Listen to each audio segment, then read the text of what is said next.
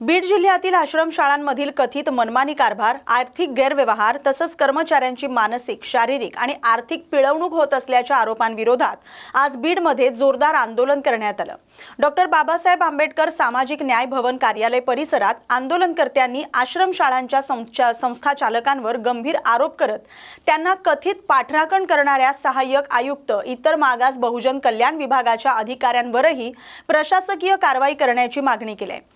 यावेळी संबंधितांवर तातडीने कठोर कारवाई करण्यात यावी, अन्यथा यापेक्षाही अधिक तीव्र आंदोलन करण्याचा इशारा आंदोलनकर्त्यांनी दिलाय। या प्रकरणात प्रशासन कोणती भूमिका घेतंय आणि आंदोलनकर्त्यांच्या मागण्यांवर काय निर्णय होतोय याकडे सर्वांचं लक्ष लागलंय। प्राथमिक आश्रमशाळा वर्गणीच्या बाबतीत अनेक अनियमितता आणि गैरप्रकार झाल्याचे मी लेखी निवेदन देऊन कळवलेले आहे। 2019 साली 8वीचा वर्ग मान्यता प्राप्त म्हणून दिला गेला। त्या वर्गामध्ये 54 विद्यार्थी दाखवले, त्यापैकी 40 विद्यार्थी सजीव सृष्टीत नसताना दाखवून त्यांना परिपोषण दिलेलं आहे। वारंवार या कार्यालयाला आणि मंत्री कार्यालयापर्यंत निवेदन देऊन सुद्धा अद्यापपर्यंत कार्यवाही झालेली नाही।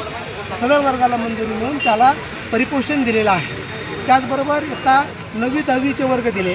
10वीचा वर्ग 2022ला मिळतो। 2025-26 पर्यंत फक्त तिथं पटनोंदणी केली जाते आणि 10वीच्या वर्गाला एकूण 40 विद्यार्थी असले तर परीक्षेला बसणारी विद्यार्थ्यांची संख्या 7-8 असली तर पास होणारी संख्या 2 असते। मग बाकीचे 34-35 विद्यार्थी जातात कुठं? 40 विद्यार्थी पट नोंदले जातात आणि मात्र उपस्थिती मात्र 5 ते 6 विद्यार्थ्यांची दाखवली जाते।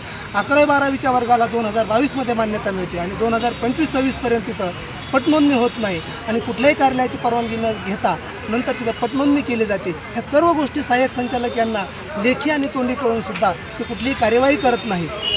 शिक्षण विभागाने DYD संभाजीनगर यांनी सदर शाळेची 3.1ची मान्यता त्रुटीमध्ये वापस पाठवलेली असताना ह्या कार्यालयानं मी असं ऐकवित आहे की मागील काही दिवसामध्ये या सहाय्यक संचालक यांच्या कार्यालयातून प्रस्ताव सादर करून 3.1ची मान्यता करून घेतलेली आहे, जी की DYDनं रद्द केलेली होती। अशा पद्धतीनं सहाय्यक संचालक कार्यालयाकडून संबंधित संस्थेला पाठराखण केल्याचं निदर्शनास येत आहे।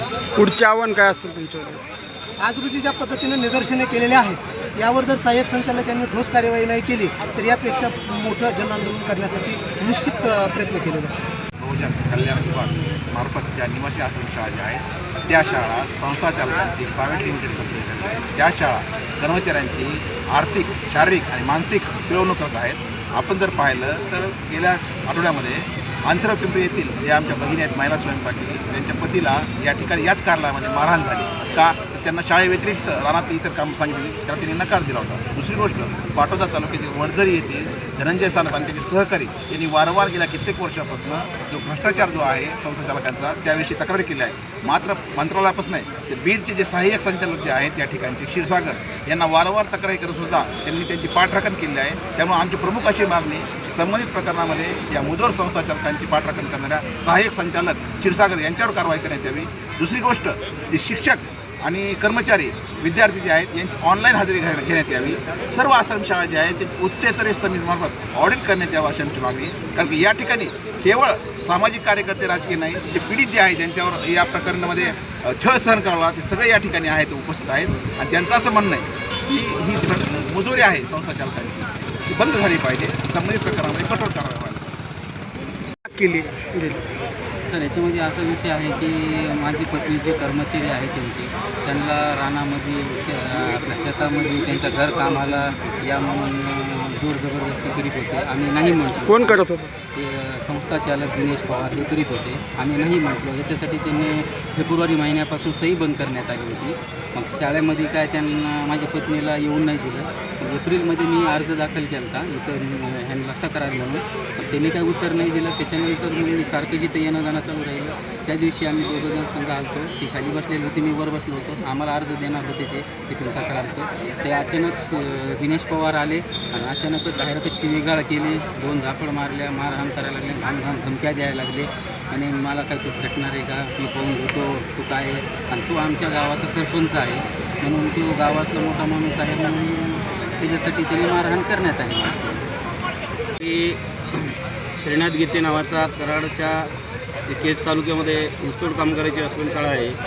तिथल्या कर्मचाऱ्याची त्यांनी स्वतः सुसाईड केलं। नेहरूनगरमध्ये त्याची अनुकंपावर नोकरी त्याला देण्यात आली. खरं पाहिलं तर ऊसतोड कामगाराच्या आश्रमशाळेच्या कर्मचाऱ्यांना इतर आश्रमशाळेमध्ये अनुकंपा धर्तीवर नोकरी नाही द्यायला पाहिजे होती. ते नियमबाह्य पद्धतीने संस्था चालक आणि अधिकाऱ्यांनी मिळून षडयंत्र केलं आणि त्यामुळे त्या कर्मचाऱ्याचा नाहक श्रीनाथ गीतेचा बळी गेला.